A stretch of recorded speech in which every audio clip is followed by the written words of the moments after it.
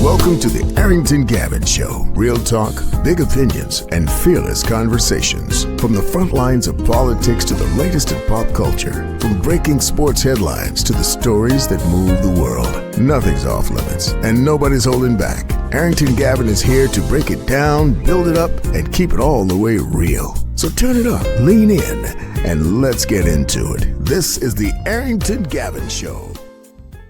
What is happening, family? Welcome to another great episode of the Arrington Gavin Show, your go-to spot for sharp insights, bold opinions, and unfiltered takes on the biggest stories of the day, whether it's politics, sports, pop culture, or the latest buzz. Look, we're diving deep and keeping it real. So please do me a favor, kick back, stay informed, and get ready to join the conversation. My friends, on today's conversation, I'm so thrilled and honored to have Mr. Mark Moran. He is the Democratic candidate for Virginia U.S. Senate.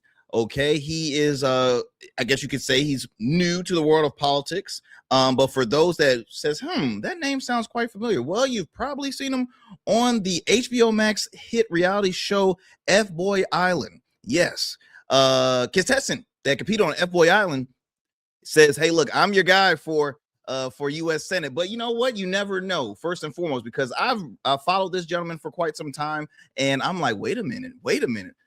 Mark Warner, you got a challenger, man. You got to watch out. And you know me, how I feel about a lot of our, you can quote unquote, career politicians, right? Mark Warner has been in office my whole life. Okay, I've lost track. I've lost track of how many years he's been in office.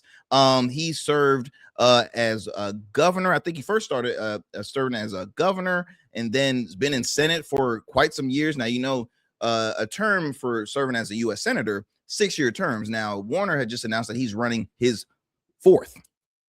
Count them. And I don't know. I just feel as though we're in a time now where we want new faces. We, as in the American people, because you know I do not belong to any political party. I always say I'm in the middle. I'm person, not party. That's just me personally. But I one thing that is a pet peeve of mine is when I see politicians that continue. And it's, look, no disrespect, because you have a lot of sharp individuals that have the experience. And look, you as a business owner, of course, you're always going to rely on like seniority. Hey, the experience, whoever has the more experience, I'm gonna hire that person. But at the end of the day, it's like, it's about being relatable, right? It's about having new ideas. It's so easy for these folks. They can still stay in the political space, but start looking for some new blood. And so I'm just thrilled to have on Mark Moran, because again, he has been talking on some great issues, I would say. Very engaged, going around city to city in the state of Virginia. And look, again, Mark Warner, that's a tough person to try and defeat, especially in the Democratic primary. So I'm very excited to have the conversation with Mr. Moran. And again, why should Virginians vote for him during the primary season and even moving forward, right? So I'm excited, and I want to have the conversation with him again, being a former a reality star. There is a pattern I'm seeing a lot of reality stars pursuing politics. Now, look, Mark Moran is no like, okay, this don't say, oh, he's a typical reality star. No, he's also a Wall Street investment banker, so extremely intelligent. And again, when it comes to politics, man, numbers is everything, right? And so we're gonna have the conversation here on the program. But before we move forward, as always, family, I got to thank you all for taking the time out of your busy schedule to tune into the Arrington Gavin Show. As you know, we are continuing to grow each and every day, y'all, with subscribers, with our viewerships. I truly appreciate it. On social media, we see more growth. We get hit ups almost every day through our that are through emails or DMs, and so I appreciate it. We have a lot of folks that are in support, and then we have the some bad apples like, I can't believe I don't agree with you, and I'm like, hey, look, bring it on. I love it. I love the conversation, right? I'm big on conversation. We don't all agree on everything, and that's normal. Okay, that is perfectly normal. Look, my wife and I, we don't agree on everything, but we still love each other, so it's okay, y'all. It's okay.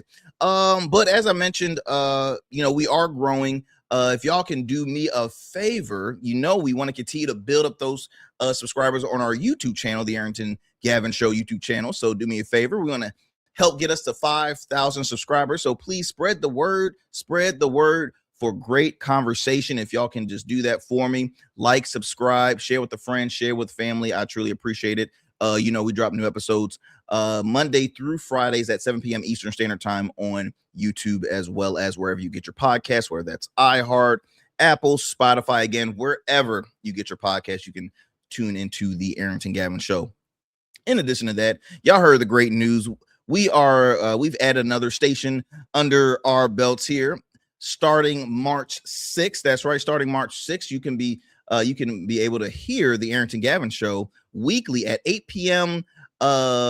West Coast time, okay, on KSHP 1400 AM and 107.1 FM Las Vegas. That's right, my friends. We are excited to add some more stations and broaden our audience, and we couldn't do without the support of you all. So again, I thank you. In addition to listen to us on those podcast platforms and soon to be KSHP, you can also listen into the Arrington Gavin Show on at our fam in the New Orleans area, WBOK 1230 AM. What New Orleans is talking about. You can tune into the Arrington Gavin Show Monday through Fridays at 7 p.m. Central Time. Again, that's only on WBOK 1230 AM. What New Orleans is talking about.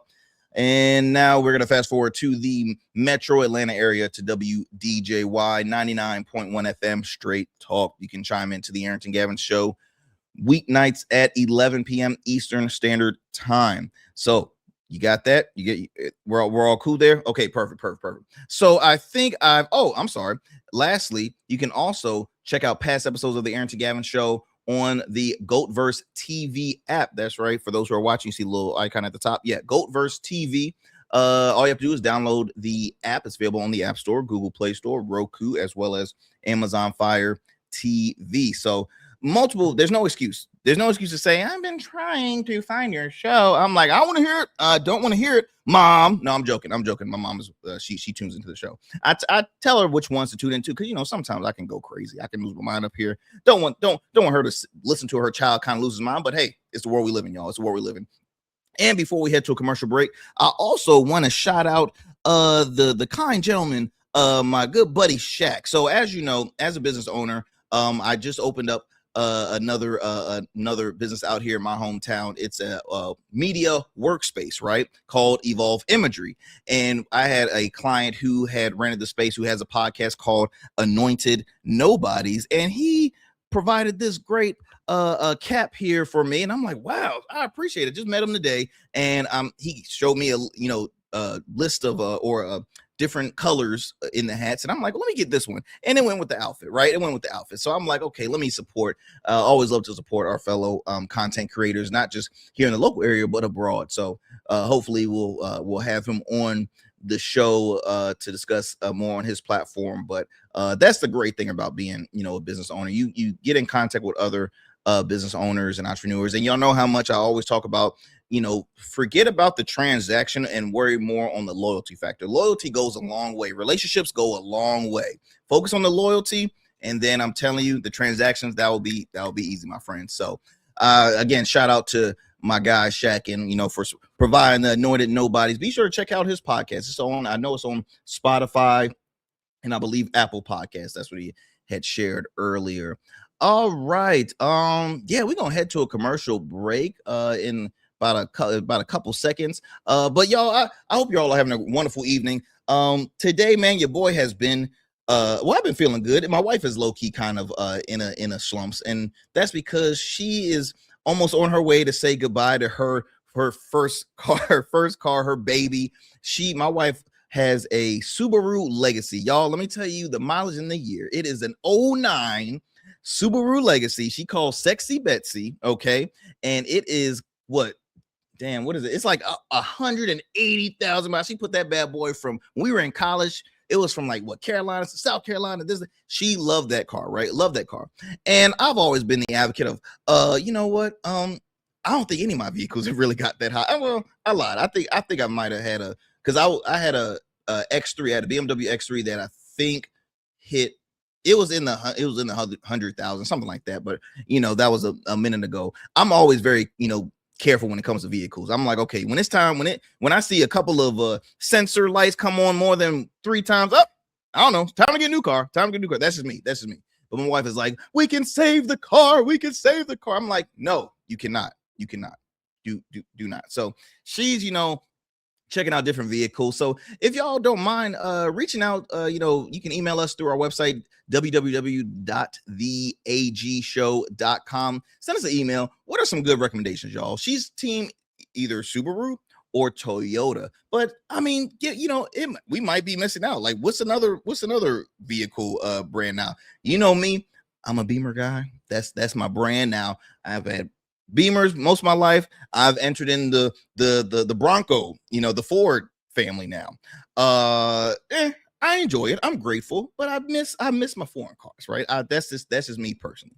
But any recommendations, if you don't mind, please reach out to us, and I would love to hear from you on that.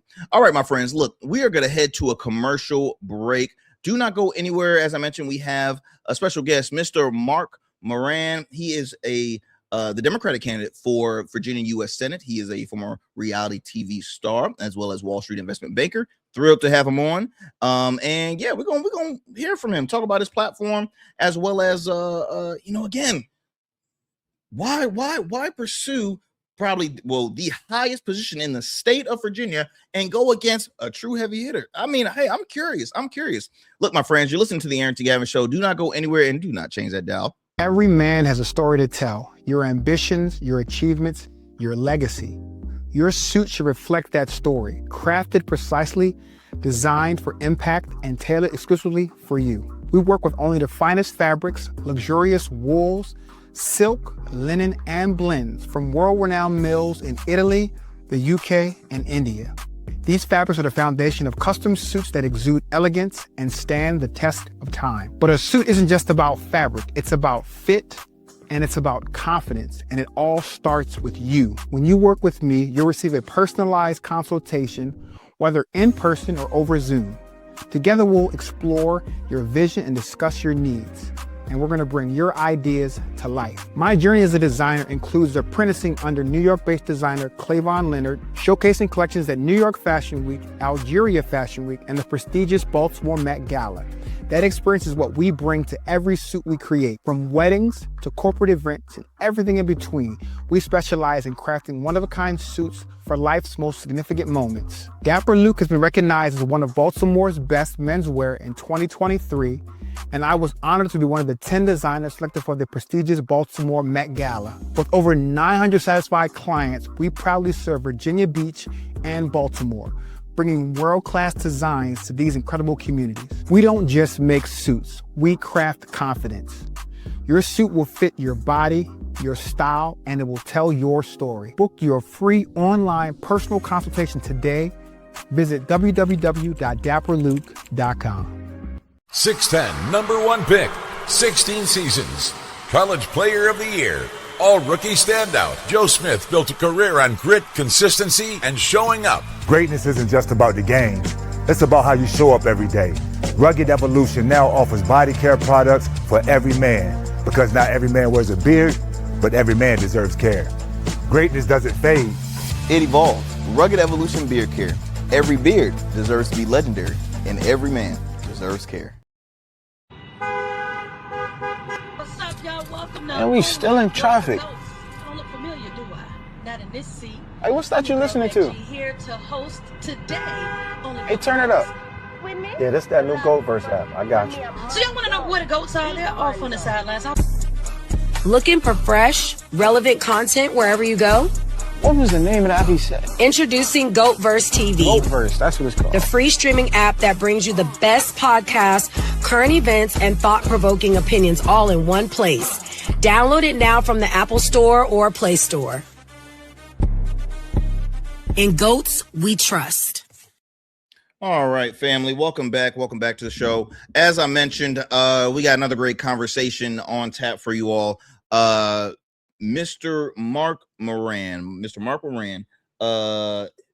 is the Democratic candidate running for U.S. Senate here in the Commonwealth, the state of Virginia. And look, first of all, Virginia has been on a feeling pretty good for those Democrats, because Democrats won big in the recent election. As you know, we have a new governor, Madam Governor. We also have a new lieutenant governor, a new attorney general. And Virginia, the Democrats has won over the Senate and the House. So again, Democrats are pretty solid here in Virginia, but there are folks that are they might not be quite as happy as what's happening on a federal level. I've had a conversation with a few of my friends. There is a difference between, say, the Democratic Party on a state level and the Democratic Party in Washington, or the Democratic Party in, on a local level. So there is a difference, and there are some changes. I mean, let's just be frank here.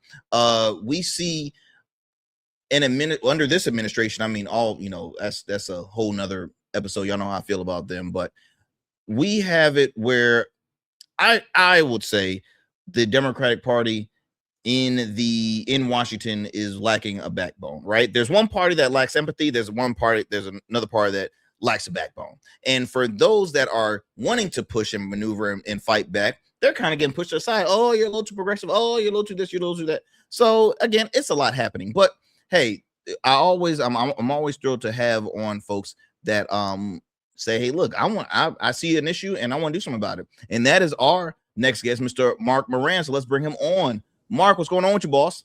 Hey, what's going on? Thank you for having me, Arrington. Man, look, it's my pleasure. Excited to have you on. Look, as I mentioned a little bit about you to our listeners, I mentioned, hey, former reality star, Wall Street investment banker. Now you're wanting to run for a public office. If you don't mind, I know I probably left some stuff out. If you don't mind sharing a little bit more about you to our audience. Yeah, absolutely. And while we were on the commercial break, I was laughing. Joe Smith, I hadn't heard that name in so long. So real throwback. I love that.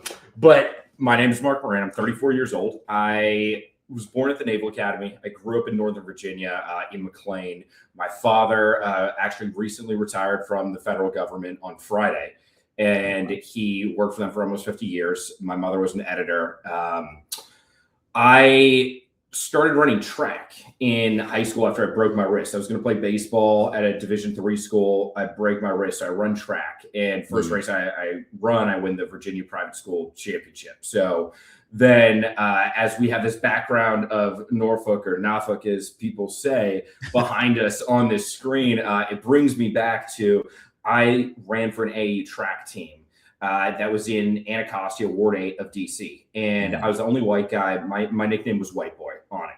And it was the first time coming from this predominantly white suburb in McLean that I was surrounded through an athletic experience with a more diverse crowd. Mm-hmm. And I went from that to then I went to William Mary. I became captain of the track team there. After that, I had always wanted to be a civil rights attorney. So I attended the University of Virginia. I got a joint law degree and MBA. And I looked up a few years later and I had 300,000+ student loans. So it's like, well, how the fuck am I going to pay these off? Right. You take out money from the government to learn, and we're going to get into this because this is one of my favorite topics. And you're essentially punished, right? For who you grew up under. And so I went to Wall Street. I worked under Peter Orszag, who implemented Obamacare. And then I later worked under Rahm Emanuel, obviously very prolific guy in Democratic politics. And there was a time that really broke me where I was working on advising a deal. There was a publicly traded Medicaid company, $7 billion company. They're buying a bankrupt insurer in Chicago. And it was one sell that, okay, to increase the profit of this publicly traded company, well, then we have to lower the reimbursement rate for the patients with ESRD, end-stage renal disease. And it hit me like, this system is entirely broken. We've lost the plot. And so I knew I had to leave this job. And I didn't exactly know how I was going to do it, but I was dating a girl at the time who we had met at UVA. She moved up to me, didn't have a job, but she ends up getting a job at Fox News. And there was one night during the beginning of COVID where she's like, hey, big opportunity for me at work. I got to stay up all night, whatever. I say, sure, that's fine. It's 4 a.m. And she asked me how to phrase something. So I say, oh, XYZ. And then 5 minutes later, I hear that come out of the TV. Mm-hmm. And I turn around, I see a black screen with white font. And I realize she's the one typing what they're saying, what the broadcaster's saying. And it hit me. Oh my God. People think of Fox News, they take it as gospel, basically. Mm-hmm. Mm-hmm. But it's led to insurrections. And I became fascinated with attention. And so we broke up a few months later, December 2020. So still right in the midst of COVID. This was right after I was able to save the William and Mary track team and 6 other teams that got cut. I was able to go in, develop a financial model that basically pieced together all these different filings that a public university does, was able to see the athletic director there, was manipulating essentially the restricted endowments, which led to her getting fired, all these teams getting reinstated, and 11 at Stanford. But that was through placing a narrative. Like, you start off at the Williamsburg Gazette, then it goes to the Richmond Times-Dispatch, then the Washington Post, USA Today, Sports Illustrated. So I got like fascinated with the kind of power of narrative and attention. And so I get my bonus in banking in December, and I go back up to my little cubicle, and I get on Hinge, the dating app, and I match with this woman. She's like, hey, I don't live in New York and I have a boyfriend, but have you ever thought about reality TV? And I'm like, no, there's no way I'm going to go ruin my life. Absolutely. I don't watch TV. Absolutely not. And it became this kind of like fun thing where like I'd meet with these producers, and I knew there was this show, an untitled dating show. And it was going to be hosted by Nikki Glazer. It was a parody, and I was the last guy being cast. They needed like this stereotypical white guy, finance guy. And I'm like, I play the part. Look at me. That's fun. And I negotiated my contract in a way like I thought I would come back. I'd write a book and go from Wall Street to reality TV. But I was able to like keep all the things I would write and all that. But they gave me everything I wanted when I would negotiate with them. And so then I went to the Caymans for 3 months during COVID. And returned from there through a long journey, started a small business doing investor relations for publicly traded companies, did the first ever earnings call on Twitter Spaces. But I went to law school. I wanted to be a civil rights attorney. And then I went into kind of the belly of the beast of corporate America, and I saw how the corporation has destroyed America, and how the corporations have more control than the individual, that their money is considered protected speech. And we'll get into all this, but that we all look around regardless of what side we're on and see something's not right. Well, I've basically been trying to figure out where did this system break for the past 6 years?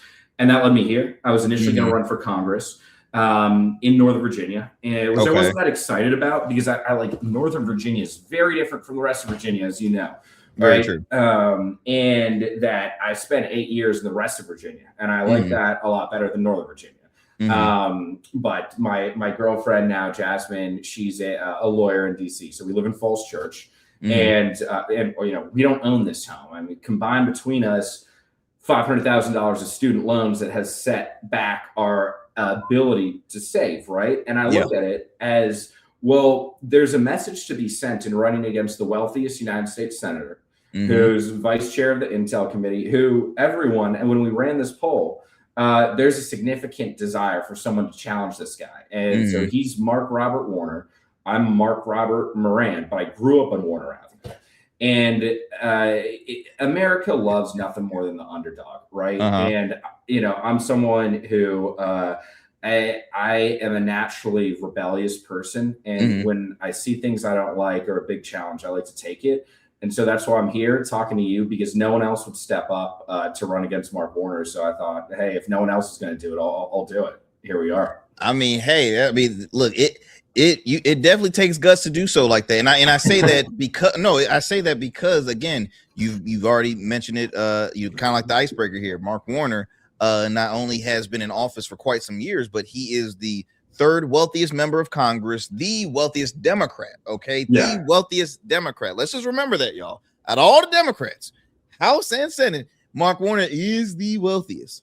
And so I go back to the relatability factor is like, okay, we're in a current time where folks are talking about affordability, this, affordability, that, and then it's like, how do they feel related to somebody that that is on that stature? But I want to ask, and it was so many questions that come because you know what's funny, y'all? I always send questions to our guests beforehand, just kind of like just a few topics. Honestly, we never. I always go off. I just do it just to make it. I do it to be more professional. All right, they say I need to be more professional. They tell me the same thing. So, but so I always just kind of just go whatever just comes my way. So first thing I want to ask is, you said you initially want to run for Congress. The first thing I'm thinking is like, you jumped from local, state, all the way up to basically federal. Why not kind of get your feet wet? It could be on a on a local or state level. Why skip over that and move straight to basically Washington? Yeah, that's a great question. And it's because I view politics as entirely corrupted, that the longer you're in this system, the more you have to appeal to your donors and your views, your beliefs get compromised. And when I look at it, that even if you play that game locally, there's only so much you can do. But by going on reality TV and looking at DC and see, this is a reality TV show, right? Very true. It's something that it's Hollywood for ugly people, but that entertainment is something that money in politics has always tried to buy. And being able to understand attention naturally, right? Well, I knew that I would be able to run a race with significantly less money. Now, Mark Warner, he has $11.8 million cash on hand. I'm not going to be able to raise that, right? I've had the opportunity of people coming to me and offering over 7 figures prior to me launching this race, but that would compromise my views. And so now I'm here running a race that's going to be entirely a grassroots race, because if there are 100 people in the United States Senate, right, and they're ultimately the people that confirm the bills that the House proposes, and then they are the final guard, right? Well, we have a failed legislative branch. It's a failure of 100 people to hold an executive branch that is tyrannical, out of control, whatever you may decide to use the adjective of. And so I've always been trying to figure out this equation, I guess it is. If there are 3 branches of government, if one of them fails, if one is compromised entirely by its donor class, and that it's only working for Wall Street, well, then that's how we get here. And that's the situation we have with money in American politics. And so I knew that I consider myself a student of history. I read a ton. And when I was listening to your last podcast, I cracked up and I said to Jasmine, I was like, I love this guy.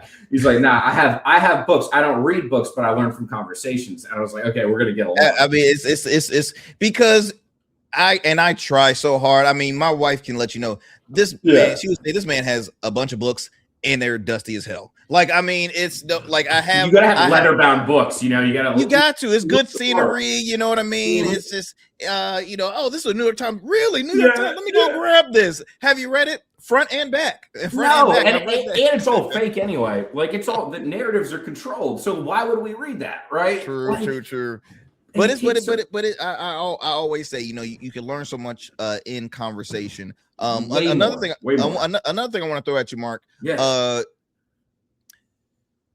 You mentioned you've been fortunate to have folks that has said, hey, look, I would like to donate X, Y, and Z, prior, but there's some folks that would like to donate higher if you change your views. Now I'm already, assuming that if you were leaning on the right, that money will roll in there like easy. And I tell folks time and time again, trust and believe.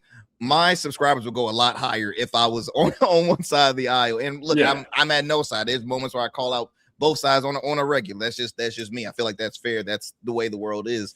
But you have, you're running as a Democratic candidate. If I want to ask, how would you describe your views? Because I'm just saying, for those voters, for the folks that are not, don't really know Mark Moran. They see you're dressed to a T. You have the swag game. The hair is always on point, and it's like, okay, this guy must be either a conservative Democrat or a, you know what I mean? It's just they kind of put a narrative, or not even a Democrat at all, right? Because they do. Have folks that like Republican in sheep's clothing. Yeah, exactly. So if you don't mind sharing, some of your views that again led you to why it's like, hey, look. There's folks saying I will donate to your campaign, but I wish you were more. So if you don't mind, you don't have to answer if you don't want to, but if you don't, if you oh no, my whole policy is I'll answer any question anywhere. I'll talk to anyone, right? But no, I would say I'm more revolutionary than anything. I do believe that we are entirely forced into this polarizing debate of left versus right, and that's meant to control us and divide us, right? However, I'm a Democrat because I do believe that we should abolish ICE, that it's an affront to liberty, that we have mass people running around intimidating people. I mean, Jasmine and I in our free time were working with a guy we know named Victor, who he's a day laborer. He was imprisoned by ICE for 60 days in Farmville. But before that, they essentially hurt his wrist so bad he can't close it, knowing that this is a Hispanic guy and we're going to go after him and do that. And I said to him, do you think they did that on purpose? And he said, yes. I don't think we should live in that world at all. Yeah. Especially in 2026. I mean, it's like we've seen how this works over and over and over. Fear and intimidation, it does not work. And it's also the antithesis of what America is. And I believe the intent of America, the design of it is perfect. The implementation is severely flawed, right? Which has led us here. And, you know, it hit me one time when Jasmine and I, so Jasmine's Latina, we were watching Loving, the movie. And it hit me that, and I'd only dated like blonde girls before Jasmine. And so it hit me like, what I was doing in this Commonwealth was illegal. An interracial relationship, that was illegal. Yeah. Up to 60, like, what the fuck? It's kind of a backward state here sometimes, right? And that still carries on.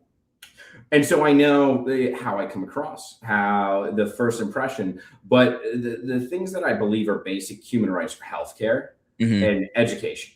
And I believe education is the only way to uplift a society. As a former healthcare investment banker, I can see exactly what led us here. And it's the control that corporations have. And so but I'm not willing to compromise or sacrifice my values. It's something that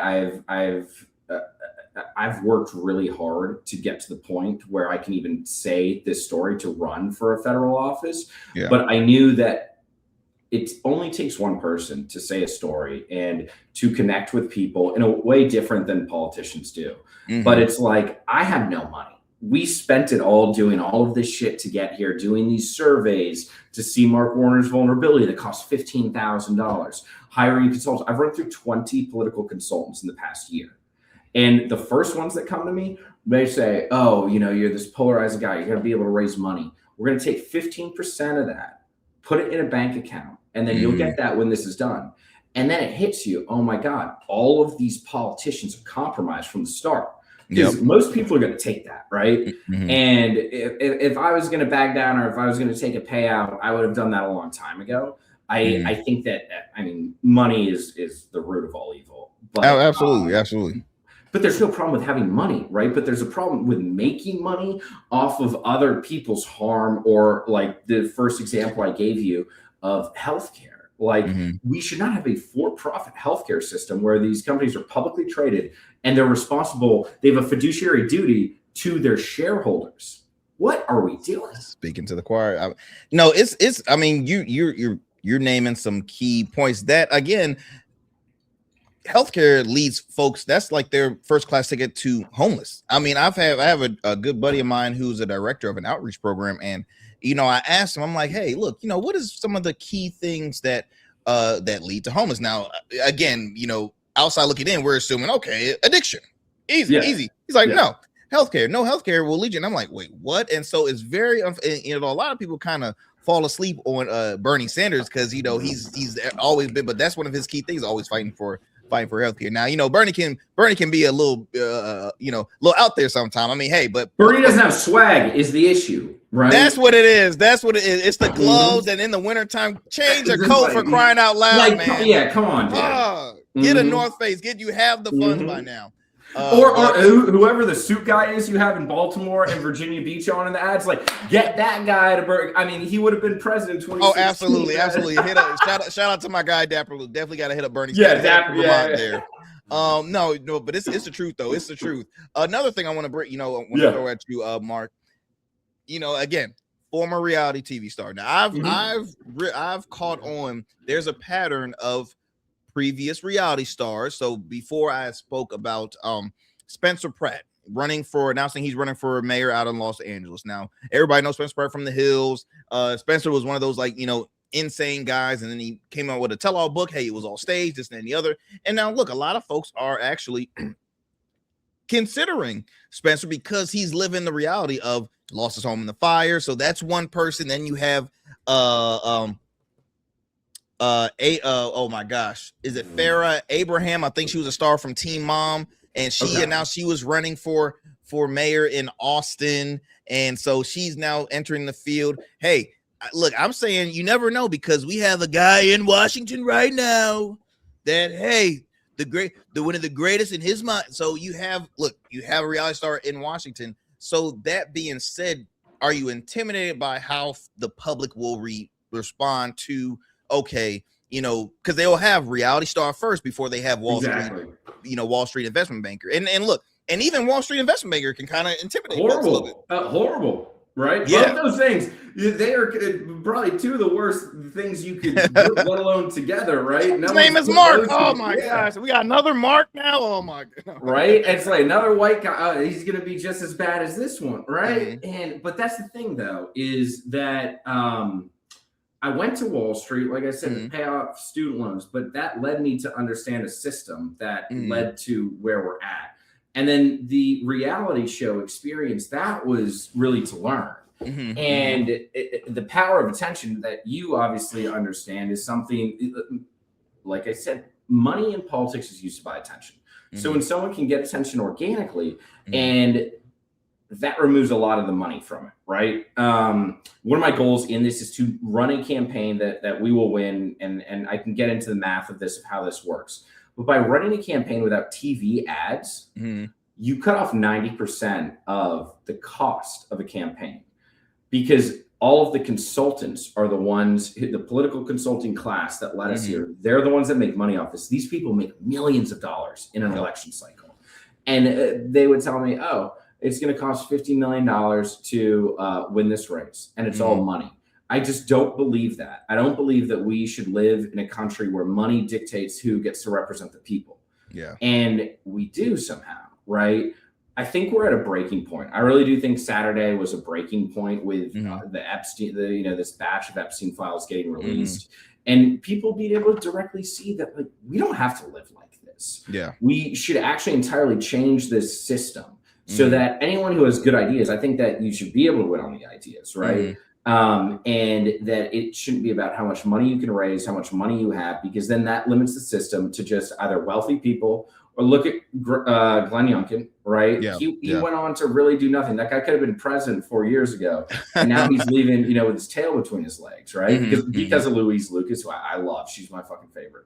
I don't know if I can say that. Excuse me. Oh, it's all good. Okay. I say that too much. Yeah, we'll cut it out. It's all good. Amongst friends, no, you can leave it in. I don't care. But no, it's like the people that represent us, they're not representative of us. We all know that. Like that's every single person, left, right. It doesn't matter. We know that.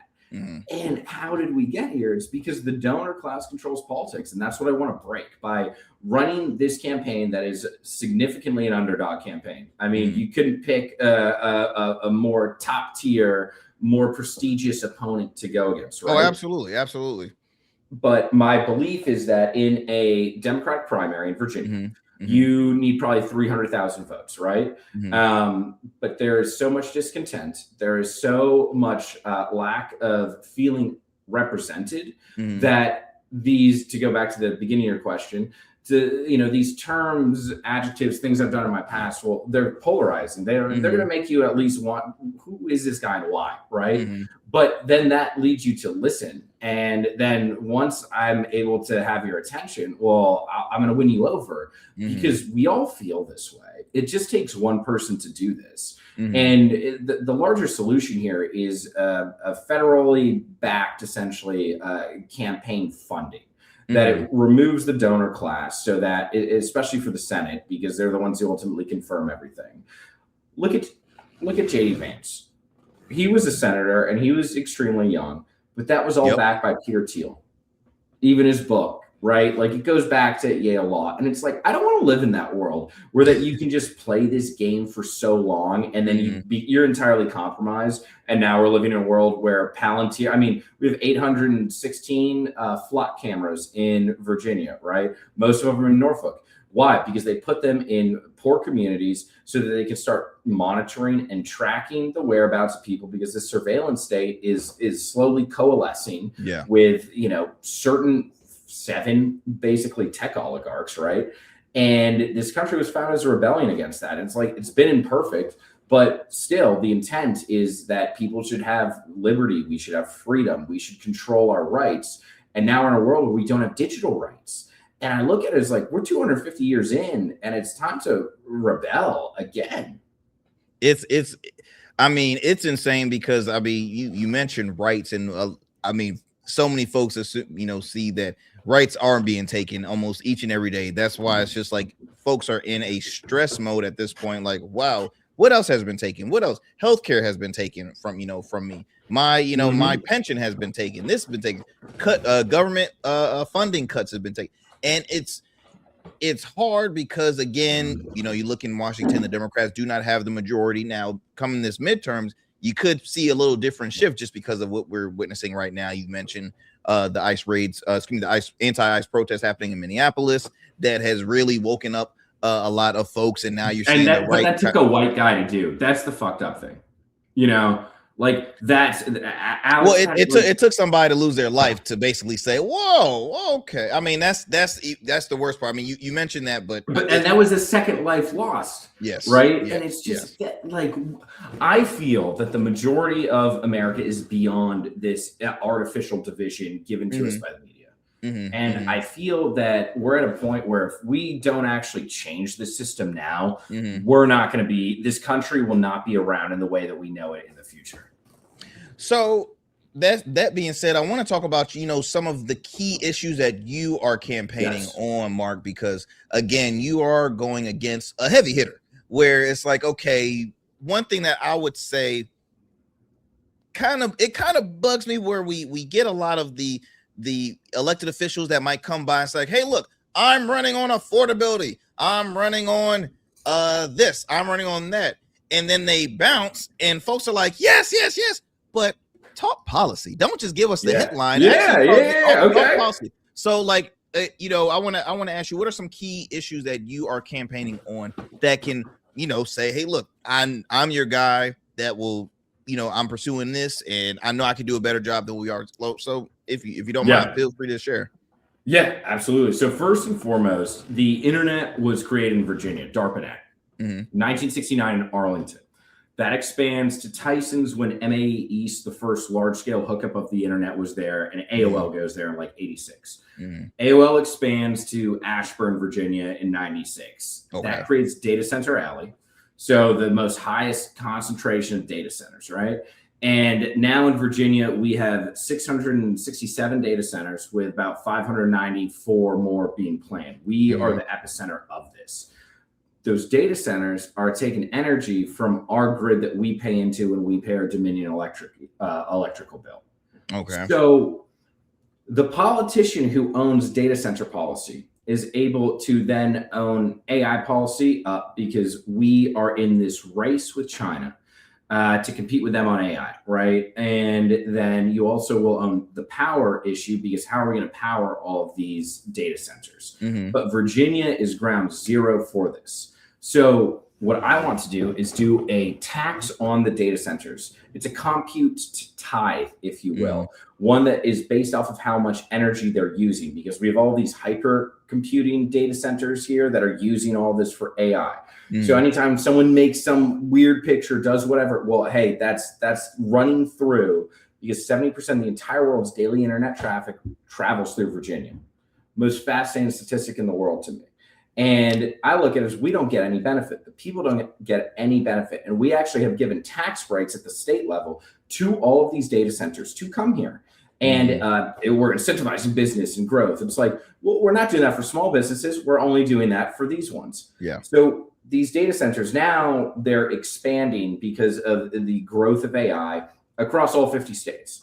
but there's no one federal legislation that designates them as critical infrastructure, which would then allow them to be able to have the same rules and regulations across all 50 states. So that helps for capital planning purposes, for their investors, right? It's going to help these companies get big and go public, make people money. That's the American dream, sure. However, someone will come along and offer them that for nothing. I want to be the first to offer that to them and then say, but we're going to tax you. We're going to tax the shit out of you to a point that's reasonable. But if AI is the culmination of all human knowledge, well, I want to make education free. And it starts by rethinking education.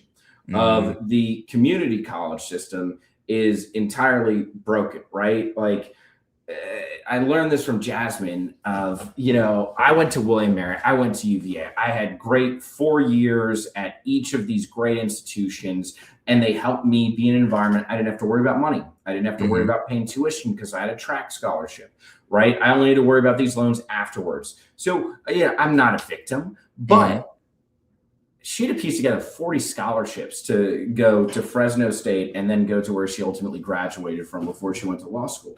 And that is because the system is designed to do that. The system is designed to prevent people, especially people of color, from being able to obtain education. And so the community college system is one that this should be a community college system for life, because not everyone needs to go to college right after undergrad, but learning, I view, is something that should be lifelong. That if you're a plumber, you're 45 and you want to buy another plumbing company, but you think, oh, maybe I need some speech classes, some rhetoric classes. Sure. Go to the community college. It's the most unifying place that there could be. And I want to expand the community college system and have it be entirely free. And then I want to create a 2+2 program that would be 2 years at community college, 2 years at a public university, and that would then be free. You could graduate debt free, right? So you do that, boom, easy. Is actually. Now I got to pause you right there, just because I'm hearing a word that's gonna catch everybody's attention is free. And the one person that I know spoke a lot about free this, free that, Zohran Mamdani, and you saw how America reacted. So I just want to ask, could you explain? Just really quickly, because I know we probably have maybe like 15 minutes, but I knew this was going to be good. No, you're fine. If you don't mind kind of explaining, how that will kind of work. Yeah, so a compute tithe off of the data centers, off the kilowatt hours they're using for energy, that is enough that it could create $100 billion over the next 10 years. So then when we think about fairness and equality in education, part of this too is the community college system changing, right? Which changes overall education. Then you have a debt-free path, 2+2, but then also HBCUs fully funded free. Because I look at that as their centers of Black excellence. They're ones that are oftentimes cut in funding by state legislators, but they're ones that deserve it. And also with all this pot of money, if you will, which the math works on this. And it's on my website. It's on runwithmoran.com, brought the track theme into it. But I also want to create a national, truly Hispanic serving institute, because we have HBCUs, but we have Hispanic serving institutes, but they're like Florida Atlantic. And it's like, no, that's just, there's a lot of Latinos there. That's not that. And like, I don't know who thought that was fine, but there's no 4-year true, a Howard, a Hampton, a Norfolk State. There's not that. And I look at it, so I'm Irish. My grandfather was head of the firefighters union in Boston. And when he would walk into City Hall, they'd say, oh, fuck, here's Moran again, because he was a thorn in their side. But the Irish, they organized. They got power. And I look at it as like, we look at where the racial composition of this country is, like the people who are in power, not at all representative of the people. And understanding that's why I believe that I deserve to be a United States senator, because I'm going to win. And I'll say that, and people can say it's crazy, but then we're going to look back and the math will add up here. But this university, Cesar Chavez University, as I want to call it, that is something that there is no other way for Hispanics to go into a environment without the normal environmental stressors, worrying about money, because it's funded by this compute tithe, because that is the least these data centers can do, but it allows them to gain systems of power, right? Just as HBCUs do. And that is oftentimes a thing that I think is significantly underlooked in education. and especially in post-grad education. And I look at it as like, well, here's a way to bring about ultimately down the road a more equal society, but it all goes through education, right? I'm sure we could have a great talk about Norfolk Christian and all of that, right? And absolutely. You know, like that's, so I have big goals, and that's just one of them. The other is all of this, like with healthcare. This is actually a very easy thing to solve. Yeah. We switch more to a TRICARE model that is what the military has. That's what I had growing up, where we're incentivizing people to become doctors, not have be burdened by student loans. Treat the public. It's preventative rather than responsive treatment. These are not hard things to do, but healthcare is a basic right. And when we're sending money to other countries who have free healthcare, who have extremely low costs of tuition for colleges, well, the problems here, like it's not an affordability crisis, which is why it pisses me off when people say that. It's an ownership crisis. If you burden people with student loans, if you make it so that they can't afford a home because they have medical debt, well, what are we doing here? We're going to live in a society where people own nothing.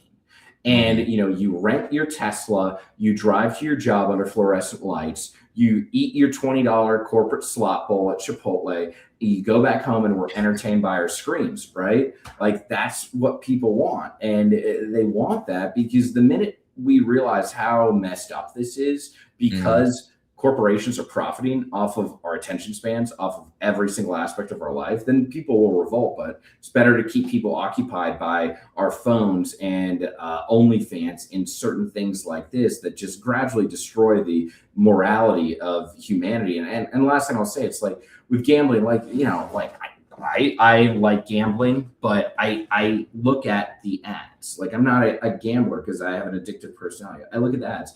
Why is the Caesars ad? Why is Caesar always black in Virginia? Does that not seem predatory? And I mean, we have a lot of casinos being brought in the. Because that's apparently the only way we can fund the public schools. Like, what are we doing? It doesn't make any sense. Yeah, you got Portsmouth, Norfolk, Petersburg just announced theirs. There's a lot of casinos out here. Real quick, Mark, I want to ask, you know, say in office you're elected, right? How would you work with the opposing sides in a highly polarized Senate? I mean, we all see time and time how difficult it is. And even though we have elected officials that say, hey, look, you know, we might not, you know, we might talk bad about each other, but we're good friends and this and that and the other. But realistically, it's like, okay, what we see on TV, C-SPAN, you name it, it's like we see a lot of back and forth. How would you how does that work as for you? You know, say you're elected, got to work with, you know, both sides on this one, man. It's difficult. It's difficult. It's a difficult time right now. So how would that work for you? It's difficult because I think this is all artificial political theater, right? And that people are incentivized to actually not improve things. They're into, the Republicans are doing this, the Democrats are doing that. But in reality, it's a failure of the system. And so it takes one person. It takes one person to run a highly disciplined campaign, a grassroots campaign with community organization that lowers the entire cost of the campaign. Now, if I win, which I will do against Mark Warner with less than $10 million, well, that breaks the entire mold because he's going to have to raise $50 to $100 million, which is hilarious to me. You're vice chair of the Intel committee and I'm a thorn in your side, but less than 10 million, that starts lowering this. Then we'd be able to get people to take pledges of, okay, I'm not going to do TV ads or I'm not going to do this. There are ways to slightly break the system to make kind of gradual breaking points in it. And so it takes one person to do that, to break the barriers down. 1/3 of senators are up for election each cycle. So then gradually there will be able to be people who are actually representative of the people. It just takes one campaign that's totally out of the box, run by a group of weirdos, disenfranchised people who don't have a voice in traditional politics, which is my campaign. Then make it so that, well, when that underdog wins, and America loves the underdog story, that shows, okay, just as Mandami did in New York, right? But that took a lot of money. I want to do it without a lot of money. And I know that by looking at this primary, it's going to take 300,000 votes. There are 300,000 people who want another choice in Virginia. And that's why Warner's so scared. That's why a few nights ago, I have a drone flying over the house, looking in the front door. That like this is not going to be easy for me. That I get multiple calls a day, including some from very high name people who I don't even know, being like, you need to get it concealed. You need to be mindful of yourself. And I love being able to just say this on yours, because people will come back and look at this, and it's going to be fun. But and also too, it's like this conversation we're having, right? Like this is important. And it's the people, everyone that listens to this, I know they're going to be like, finally, we've been waiting for this. And the biggest question is, well, then will I get compromised? Like, will I just be like everyone else? And I mean, I date a Latino. Like, I can tell you that, like, you know, nothing's changing. But there's an opportunity. We're at a breaking point in society to change things. And it only takes one campaign. It takes one person at a federal level to do this. And we saw the success that happened in New York. And I look at it as as long as the right dominoes hit, this works, because the numbers add up. There's 520,000 college students in Virginia. There's 206,000 labor members. That this works. And a lot of us are just sick of this. And so in working with the other side, well, at first, it's all going to be these people, these boomers, for lack of a better term, who have been there, who don't know any better. They don't know how to do anything other than appeal to their donors. Well, the people should be in charge. And I only want 100 people in the Senate who actually have to answer the people. So by breaking the campaign finance mold, that to me is how you over time affect change. And like, I don't want to do any other job. Like I don't have higher ambitions. I want to do 6 years and be done and never do that again. Because in the past week and a half since I launched this campaign, oh my God, like, you know, stressful. Like basically answered my question, because I was going to ask about term limits, but I know we're pressing with time. So I know I definitely, but Mark, I definitely want to, if you don't mind, I would like to chop it up with you after the show just for a couple minutes. Let's do it, man. No, this is fun. I knew it would be good. Hey, look, you know what? I always say everybody always enjoy their time here on the Arrington Gavin Show. And look, not trying to toot my own horn, y'all, but I've had the opportunity to have on a lot of candidates that I'm just saying they come out victorious. I don't know. I don't know if it's just the president. It's the, okay, finally I get to, you know, let the hair hang low. I'm comfortable here. But for those who are watching, I've placed your site there, man. But for our listeners, if you don't mind sharing how folks, you know what, I can see. No, I'm messing with you. I can tell that was definitely some WordPress. No, I'm messing with you, man. No. I was like, I wanted a Windows 95 design with it, right? Bring you back to the real internet. Hey, classic, man. I was ready to get a freaking video from Blockbuster, man. When I saw this, I'm like, this man's taking it back. But what happened to World Star? Jasmine and I were talking about that. It's like, we need to bring. Oh God! Oh my gosh! World Star, jeez Louise, that's a whole nother story. Look, my man, if you don't mind sharing with the folks how they can keep in touch with you or just know more about your platform. Yes, got about 60 seconds. I know, and I remember. Website is runwithmoran.com. When you go there, you'll see 804-600-6969. That is my campaign number. Anyone can text me anytime. I'll respond. I'm also on Twitter. I'm on Facebook, Blue Sky, wherever you'll be able to contact me. But my goal with this website is to have the most detailed website of a politician. They're all filled with buzzwords. I wrote all this myself. I made the website myself. You can watch the video to see who I am. But the goal is you're going to look at me and think one thing, and by the end of it, I want you to see who I am. The 28th Amendment there, that is a 10-year push, but that is how to remove money from politics and how to create a more fair society. So, Arrington, I appreciate this opportunity. It meant a lot, and this was a fun combo. So, looking forward. Man, hey, look, don't be a stranger. Don't be a stranger. We'd love to have you back on, and best of luck on your campaign. Look, don't go anywhere. I definitely want to chop it up with you after this show. But my friends, look, again, I hope you enjoyed another great conversation. Look, you know what it is. I will talk to y'all for another great convo, another great moment here on the Arrington Gavin Show. Peace and blessings, y'all. Stay informed. Talk to you soon. I'm out.